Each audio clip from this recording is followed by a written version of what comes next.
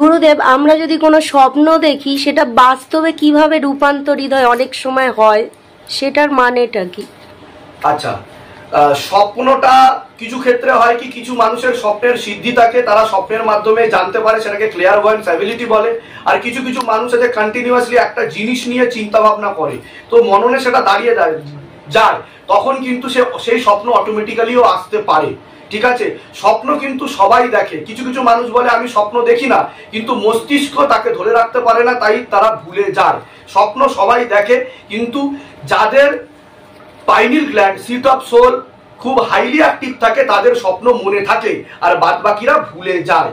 তো স্বপ্ন দেখা মানে এটা নয় যে সেটা হবেই বা হতেই হবে, এটা কিন্তু আমাদের হ্যালুজিনেশন হয় একটা, এবং বিভিন্ন জন্মের একটা প্রয়োগ পড়ে, কর্মের প্রয়োগ পড়ে, তার ফলে তার প্রতিফলনকেই বলা হয় স্বপ্ন। অবচেতন মনে যা ঘটে। আচ্ছা, সমস্যা থেকে সমাধানের উপায় বা পথ কোনটা? সমস্যা থেকে সমাধানের পথ হচ্ছে একমাত্র শিবধাম।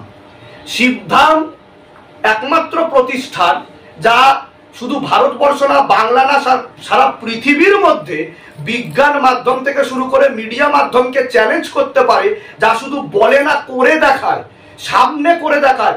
এই যে তন্ত্র মন্ত্র যন্ত্রের প্রশ্ন আপনি করছিলেন, তা বিশ্লেষণ করে দেখায়, মানুষের চোখের সামনে করে দেখায়, ভূত প্রেত বিভিন্ন শক্তি মাধ্যমকে হাজিরা করে তার বাধা কাটিয়ে মানুষকে সুস্থ করে দেখায়।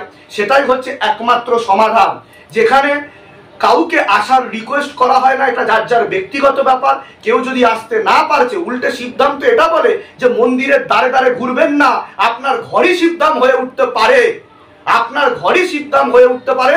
আপনি শিবধামের ছবি প্রতিষ্ঠা করুন।